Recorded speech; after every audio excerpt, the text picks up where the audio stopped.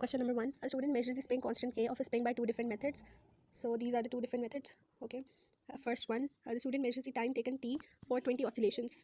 तो ये टाइम है 20 oscillations के लिए and this is 17.76 because 76 are the milliseconds. जब हम सेकंड्स में उन्हें ट्रांसफर करेंगे तो वो 17.6 हो जाएंगे और ये हमने टेबल में रिकॉर्ड करना है, तब हम इसको टेबल में रिकॉर्ड कर देंगे 17.6. यहाँ पर भी मेंशन हुआ है कि सेकंड्स में लिखनी है value. Now we are done with first part. Second part, the period T of the oscillations is the time taken for one oscillation. तो calculate the period T of the oscillations. तो 20 oscillations के लिए ये time था, तो one oscillation के लिए 17.6 divided by 20 and let me check. मैंने डिवाइड बाय 2 कर दिया गलती से, तो मेरा उससे आंसर डिफरेंट आ गया 8.88. लेकिन अगर हम डिवाइड बाय 20 करते तो 0.88 आंसर आएगा, तो हमने 2 डेसिमल पॉइंट्स तक लिखना है, 0.89 हो जाएगा वो. Okay. Part b, suggest how the procedure can be improve to increase the accuracy of your results. तो उसके लिए हम ग्रेटर नंबर ऑफ ऑसिलेशंस के लिए टाइम रिकॉर्ड करेंगे और फिर उसे डिवाइड करके एवरेज ले लेंगे ताकि एक्यूरेसी के चांसेस इंक्रीज हो जाए. तो कैलकुलेट और measure the time for a greater number of oscillations in order to reduce the reaction time. जो रिएक्शन टाइम होगा ना पेंडुलम रिलीज करने और स्टॉप और स्टार्ट करने के बीच में, तो वो स्प्रेड आउट हो जाएगा हमारी वैल्यूज़ के अंदर और जो इनएक्यूरेसी का चांस होगा वो रिड्यूस हो जाएगा. पार्ट सी, कैलकुलेट वैल्यू के one of the spring constant of the spring. तो हमें फॉर्मूला ऑलरेडी गिवन है 19.6 डिवाइड बाई टी स्क्वायर करना है, तो आंसर में से डिफरेंट आएगा, लेकिन मेरी टी की वैल्यू मैंने चलिए मैं उसके अकॉर्डिंगली करूँगी. So 8.8 square and let's check our answer. So my answer will be 0.25 और न्यूटन पर मीटर यूनिट्स ऑलरेडी मेंशन है, सो मैंने 2 डेसिमल प्लेसेस तक वैल्यू लिया. पार्ट डी, इसमें मेथड 2 यूज हो रहा है. The student measures the stretch length L of the spring with 500 grams mass attached in centimetres to the nearest 0.1. तो ये लेंथ हमने मेजर की है और ये 1/4 है फुल साइज़ की. So first part is the length of the spring is the distance between the dotted lines. तो हमने इसको मेजर करना है अपने स्केल के थ्रू. मार्किंग स्कीम में ऑब्वियसली डिफरेंट आंसर होगा क्योंकि प्रिंट में साइज और श्रिंक हो जाता है. तो मेरा आंसर आ रहा है 5.1. So we have the same units, तो 5.1 centimetres. Second part, calculate the actual stretch length L of the spring. तो एक्चुअल लेंथ जो होगी वो हम मल्टीप्लाई बाय 4 करेंगे क्योंकि ये जो हमने लेंथ फाइंड किया ये 1/4 है एक्चुअल लेंथ की, उन्होंने क्वेश्चन में मेंशन किया हुआ है. सो आई विल मल्टीप्लाई 5.1 बाय 4, तो आंसर आ जाएगा 20.4 सेंटीमीटर्स. अब रिकॉर्ड L इन टेबल 1.2. तो स्मॉल L ये लेंथ थी 20.4 जो एक्चुअल लेंथ थी, तो उसको मैं टेबल में रिकॉर्ड कर दूँगी 20.4. Part E, the student removes the 100 gram masses from the mass hanger one at a time and repeats the procedure for masses of m is equal to 400, 300, 200 and 100. Student records each value in table L. तो हमें recorded values उन्होंने खुद ही दे दी हैं. Now next part, plot a graph of length per centimeter at y axis. तो ये है dependent variable और मास independent eight x axis और ओरिजिन से स्टार्ट करके बेस्ट फिट लाइन ड्रॉ करनी है. यहाँ पे जो मार्किंग स्कीम की वैल्यू गिवन थी मैं वो यूज़ करी हूँ ताकि ग्राफ सही से प्लॉट हो जाए, क्योंकि मेरी वैल्यू पेपर साइज की वजह से डिफरेंट आई है. मैं जल्दी जल्दी पहले अपने पॉइंट्स प्लॉट कर लेती हूँ सारे, लेकिन पहले मुझे उसके लिए एक स्केल चूज़ करना पड़ेगा और अप्रोप्रिएट स्केल होगा 4 का. अगर मैं डिस्टेंस ले लूँ वाई एक्सिस पे, हम अपनी वैल्यूज़ को पहले देखेंगे किस रेंज में वाई एक्सिस की, और फिर एक्स एक्सिस की के लिए मैं 100 ले लूँगी, तो वो बिल्कुल परफेक्ट है बिकॉज मुझे 75% स्पेस कवर करनी है ग्राफ की. पहले मैं अपने एक्सिस लेबल करी हूँ जल्दी जल्दी से और फिर सारे पॉइंट्स प्लॉट करने हैं जो हमें टेबल में गिवन थे. पॉइंट्स प्लॉट हो गए. अब मैंने ड्रॉ करनी है एक बेस्ट फिट लाइन, तो मैं रूलर यूज़ करूँगी और कोशिश करूँगी कि मैक्सिमम पॉइंट्स के करीब से गुजरे मेरी लाइन. तो मैंने सेट कर लिया और अब मैं लाइन ड्रॉ करी हूँ. इससे काफ़ी बेहतर लाइन ड्रॉ हो सकती थी, लेकिन ये भी सही है. अब calculate the gradient of your line, show all your working and indicate on the graph the values you use. तो अगर हमने इंडिकेट करना है ग्राफ पे, तो उसके लिए सबसे पहले मुझे ट्रायंगल ड्रॉ करना पड़ेगा और फिर मैं वैल्यूज़ दूँगी एक्स और वाई एक्सिस से, और gradient is equals to y2 - y1 over x2 - x1. मैं वैल्यू सेलेक्ट कर लेती हूँ. सबसे पहले मैंने 2 होल नंबर पॉइंट सेलेक्ट कर लिया और उसके अगेंस्ट ट्रायंगल ड्रॉ कर लिया, और फिर मैं इनको एक्सटेंड करके एक्स और वाई कोऑर्डिनेट्स फाइंड करूँगी और लेबल कर दूँगी पहले x1 x2 और फिर उसके अगेंस्ट y1 y2, और फिर मैं उन वैल्यूज़ को रीड करूँगी और अपने फार्मूला में सब्स्टिट्यूट करके ग्रेडियंट की वैल्यू फाइंड आउट करनी है. मेरा y2 आ रहा है ऑलमोस्ट 21 अगर राउंड ऑफ करूँ तो, और फिर उसके बाद y1 है 8.25 आ जाएगा, और फिर मैं x1 और x2 की वैल्यूज़ लूँगी. तो x2 है 480 और x1 है 140. तो अब मैं जल्दी जल्दी सॉल्व करके ग्रेडियंट की वैल्यू फाइंड आउट कर रही हूँ जो कि है 0.04, और फिर यूनिट्स के साथ से फाइंड करना है क्योंकि y ओवर x आता है ग्रेडियंट के लिए. तो y एक्सिस पे हमने लेंथ ली है सेंटीमीटर्स और x एक्सिस पे है मास पर ग्राम्स, तो हमारे पास यूनिट्स आ जाएंगे centimetre per gram.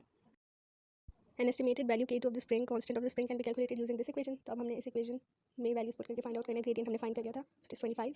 To quantities can be considered within 10% of each other. तो हमने इसे प्रूव करना है कि ये विद इन 10% है या नहीं है, बल्कि ओके. सो हम 10% फाइंड, पहले हम देखेंगे कि 0.25 आउट ऑफ 25 कितना परसेंटेज बनती है. तो 0.25 divided by 25 multiply by 100 will be equal to 1% only. तो ये विद इन 10% रिजल्ट्स नहीं है. सो विल राइट के no the results can not be considered equal as values are beyond the limits of accuracy. और हमने ऊपर show भी कर दिया क्योंकि मैंने लिखा हुआ है कि support your statement with the calculation, तो हमने ऊपर शो कर दिया already. Question number 2, a student investigates the resistance R of a diode using the circuit shown. Okay, this is the circuit. Now ये हमें रीडिंग शो हुई है volt meter और एम मीटर की. सो दिस वन इज़ 0.82, क्योंकि 0.5 से लेकर 1 के दरमियान हमारे पास 5 डैशेस हैं और each dash will represent 0.1 volt, तो ये हो जाएगा 0.82. और फिर एम मीटर 0 से 1 के दरमियान हमारे पास 10 डैशेस है, सो वी हैव 0.36. अब हमारे पास ये टेबल है जो हमने फिल करना है। सो वोल्टेज की वैल्यू हमने देखी थी 0.84 और करंट था 0.36 एम्पेयर्स। तो अब हमने रेजिस्टेंस फाइंड करेंगे। रेजिस्टेंस का फॉर्मूला होता है V is equal to IR। तो हम फॉर्मूला यूज़ करके पहले दो जो कॉलम्स है उनकी रेजिस्टेंस फाइंड करेंगे और थर्ड के लिए हमें वोल्टेज और रेजिस्टेंस गिवन है तो हमने करंट फाइंड करना है फॉर्मूला रीअरेंज करके। तो हमारे पास वैल्यूज आ गई। अब हमने क्या कैलकुलेट करनी है resistance R using this formula और टेबल में फिल करना है। तो ये हम ऑलरेडी कर चुके हैं। So we are done with this part c. तो ये हमें शोन है प्रोसीजर रिपीट हुआ है और ये डिफरेंट रेजिस्टेंस यूज़ की हुई है सीरीज़ के अंदर। तो ये है हमारे पास टू डिफरेंट कॉम्बिनेशन जो स्टूडेंट ने यूज़ किए हुए हैं। So we have these. Now what is the next question? Part d. Okay, पहले हमने कंप्लीट करना है। मिसिंग वैल्यूज आ रहे हैं, ये भी हम ऑलरेडी दे चुके हैं। So part d is as the resistance between terminals x and y increase the current in the circuit changes. तो हमने रिजल्ट यूज़ करने टेबल के और रिलेशन बताना है between current and current in the circuit और जो हमें पूछा गया दो डिफरेंट चीज़ों के साथ रिलेशन बताना है। First one is potential difference across the diode. तो ये है हमारे पास कोई चेंज नहीं आता पोटेंशियल डिफरेंस में, वोल्टेज हमारे पास सेम रह रहा है, राइट। जैसे जैसे करंट डिक्रीज हो रहा है पोटेंशियल डिफरेंस या तो सेम रह रहा है, बिल्कुल माइनर डिक्रीज है। हम टेबल में देख सकते हैं बिल्कुल 0.01 या 0.02 के उससे डिफरेंस आ रहा है। So it's almost same. और यू कैन से कि जैसे जैसे करंट डिक्रीज हो रहा है तो potential difference remains almost constant, यानी माइनर डिक्रीज है सिर्फ। Now second one is relation between the resistance and current. तो इट इज इनवर्स रिलेशन, क्योंकि जैसे जैसे हमारे पास करंट डिक्रीज हो रहा है तो रेजिस्टेंस की जो वैल्यू है वो इंक्रीज हो रही है। सो वी राइट के they are inversely related because as the current decreases the resistance increases.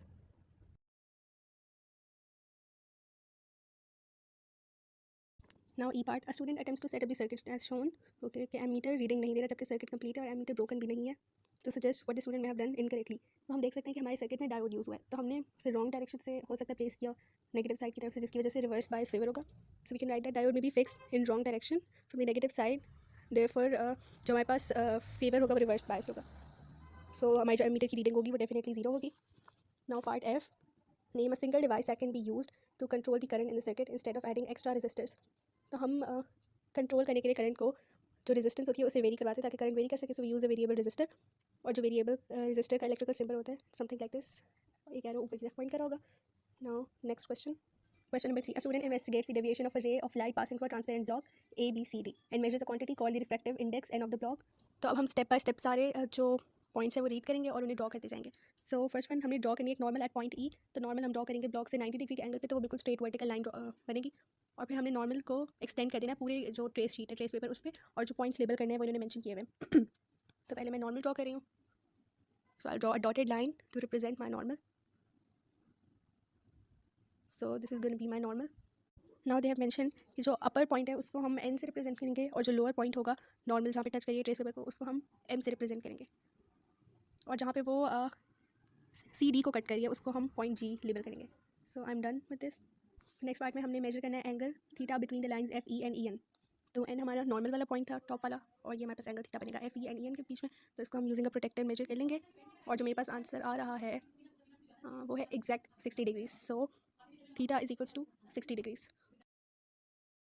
Part b, student ने पोजीशन किया है इल्यूमिनेटेड स्लिट को रे ट्रेस शीट के ऊपर ताकि लाइट पास कर सके लाइन एफ ई से ई तक। So now marks and labels different crosses ये सारा कुछ हुआ है। अब हमने क्या करना है, एक्सटेंड करना है लाइन एफ ई को until it meets the right hand edge. तो राइट साइड कौन सी होती है इस साइड पे, तो हमने देखना है कि वो जो सी बी वाली लाइन है b c, that is the right hand side.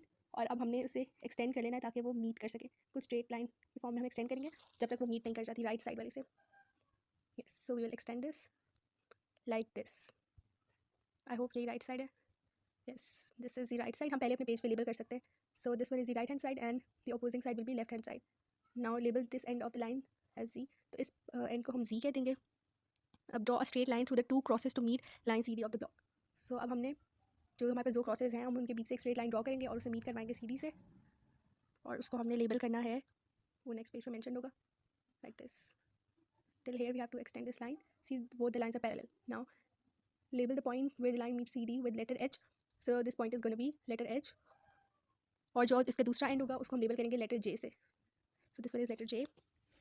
Now draw a straight line from E to H. So we have labeled these 2 points E and H from here till here, and this will be our refracted ray. So हम straight draw कर लेंगे from E to H. So हमें कोई working भी नहीं करनी पड़ी, जो जो मेंशन था उसके थ्रू हमने refracted ray भी draw कर ली. Okay. Now next part C. Measure the length L of EH. So अभी जो हमने EH line draw की है उसकी हमने length measure करनी है, and then we have to measure the perpendicular distance between HJ and FC. So पहले हम EH की length measure करेंगे using a scale. So मेरे पेज के अकॉर्डिंग मेरे पास जो लेंथ आ रही है वो है exact 6.8 centimetres. So I have to mention 6.8 centimetres. Now we have to measure the perpendicular distance h j और एफ सी के बीच में. सो परपेंडिकुलर डिस्टेंस मीन्स हमने बिल्कुल स्ट्रेट वर्टिकल डिस्टेंस लेना है। तो पहले मैं इस वर्टिकल डिस्टेंस पे लाइन ड्रॉ कर लूँगी and then this is 3.2 centimetres. Now next part calculate d over l. तो अभी हमने डी भी फाइंड कर लिया है 3.2 और एल भी 6.8। तो सिंपली हमने करना है 3.2 डिवाइड बाई 6.8, तो आंसर आएगा 0.47। और हमने कोई भी यूनिट्स मेंशन नहीं करने अपने आंसर के साथ, क्योंकि दोनों वैल्यू सेंटीमीटर में थी। तो जब हम डिवाइड करें तो सेंटीमीटर और सेंटीमीटर कैंसिल आउट हो जाएगा। So will just simply write the value. Part D, the measurement of a quantity is reproducible if a similar result is obtained when the measurement is repeated by a different method for under different conditions. So suggest how the student can adapt this experiment to check if the value of d by l is reproducible. तो हमने देखना है कि ये value किस तरह से हम रिप्रोड्यूस कर सकते हैं। तो हमने एक्सपेरिमेंट को रिपीट करना है। एंगल ऑफ जो इंसिडेंस है 60 डिग्रीज, हम उसको ऑपोजिट साइड पे भी चेक कर सकते हैं। ऑपोजिट साइड लेफ्ट साइड बनेगी, तो हम लेफ्ट साइड पे भी एक्सपेरिमेंट रिपीट करवा के देख सकते हैं कि क्या वाकई ये वैल्यू आती है। So repeat the experiment with an angle of 60 degrees on the opposite side of the normal. So हमने ये करना है, उससे हमें पता चल जाएगा कि हम चेक कर लेंगे कि value of D by L is reproducible और not. Now part E, suggest one source of inaccuracy in this experiment even if it is carried out very carefully. तो it is difficult to view the centre of the ray clearly, क्योंकि ये एक dog से पास करिए, हमें नहीं पता हम सेंटर से किस तरह से एक्यूरेटली से व्यू कर सकते हैं। तो पैरेलैक्स एरर आ सकता है। So we just have to mention this. Part F, measure the length L of G H. तो इसमें हमने length of G H measure करनी है। So G H is from here to here, this horizontal distance. तो ये है 4.2 centimetres. मैं mention कर दूँगी आंसर स्पेस में 4.2 centimetres. Use your value of l from c and l from f to calculate the value n of the refractive index. उन्होंने हमें formula दिया हुआ है। अब हम स्मॉल एल और कैपिटल एल की वैल्यूज़ देखेंगे अपने आंसर्स में से और उन्हें सब्सटीट्यूट करेंगे और हमें रिफ्रैक्टिव इंडेक्स मिल जाएगा। सो 0.866 multiply by small L is 6.8 and capital L is 4.2। So will right 0.866 multiply by 6.8 divide by 4.2। और जब हम कैलकुलेटर से इसका आंसर निकालेंगे तो आंसर आएगा 1.4। हमने क्योंकि इसे कन्वर्ट किया 1 डेसिमल प्लेस तक, तो इट इज़ 1.4। और कोई यूनिट्स नहीं होंगे रिफ्रैक्टिव इंडेक्स क्योंकि एक रेशो होती है। Now question number 4. A student sets up a flexible track at the edge of a bench. The student investigates a metal ball as it rolls down from rest down the track and travels through the air. और फिर वो एक horizontal distance cover करेगी flat surface of sand के ऊपर, और फिर हमने वो डिस्टेंस चेक करना है। अच्छा, अब वो हमारी मर्जी कि हमने कौन सा फैक्टर इन्वेस्टिगेट करना है। तो मैं ये डिस्टेंस चेक करना चाह रही हूँ जो डी कवर होगा, राइट। और हमने चेंज क्या करना है, थीटा। हम डिफरेंट एंगल्स के ऊपर इन्वेस्टिगेट करें। So this is my independent variable, और जो डिपेंडेंट वेरिएबल होगा वो डिस्टेंस। सो पहले मैं स्टार्ट कर रही हूँ एडिशनल ऑपरेटर्स से। मुझे चाहिए प्रोटेक्टर और metre rule. Protractor for adjusting the angles और मीटर रूल चाहिए होगा ताकि मैं डिस्टेंस को मेजर कर लूँ। इन्होंने हमें प्रॉपर प्लान करने के लिए पॉइंट्स बताया है कि हमने किन किन पॉइंट्स को अपने प्लान में इंक्लूड करना है। तो इसमें से मैंने एडिशनल ऑपरेटर्स वाला कर लिया पॉइंट 2। अब मैंने वन वेरिएबल रखना है जिसको मैं इन्वेस्टिगेट करना चाह रही हूँ। मैं इन्वेस्टिगेट करना चाह रही हूँ एंगल, तो थीटा लिखते हैं ब्रैकेट में, क्योंकि मैंने डिफरेंट एंगल्स का इफेक्ट इन्वेस्टिगेट करना है ना जो डिस्टेंस कवर्ड पे होगा। I am simply writing angle. अब हमने बताने हैं, एक्सप्लेनेशन देनी है, प्रॉपर डिटेल्स देनी है, तो उसके लिए मैं स्टेप्स लिखूँगी।